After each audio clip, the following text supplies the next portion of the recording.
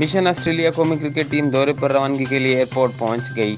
शाहीन कैंगरोज के खिलाफ 3 20 और 2 टेस्ट खेलेंगे। पहला प्रैक्टिस मैच 30 अक्टूबर को सिडनी में होगा।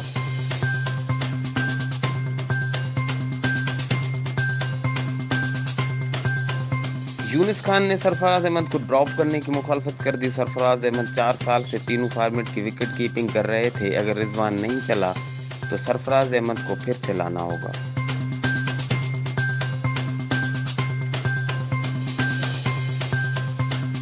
आज़ादी मार्च पर हुकूमत और अपोजिशन के दरमियान मुज़ाकरात का दूसरा दौर भी बेनतीजा खत्म।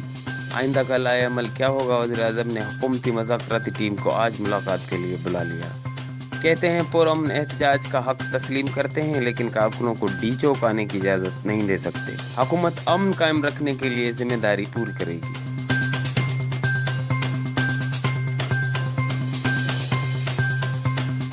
मकबूजा कश्मीर में लॉकडाउन का 13वां दिन अक़वाम मुत्तहिदा के सेक्रेटरी जनरल का कशीदा हालात पर इजहार तशवीश। वादी में चल क्या रहा है? आलमी मीडिया वहां जाएगा तो पता चलेगा। अमेरिका में भारतीय सफीर को अरकान कांग्रेस का खत। कितने कश्मीरियों को हिरासत में लिया गया? क्या 100% मोबाइल फोन खुल गए हैं? हरीश वर्धमान से सख्त सवालात।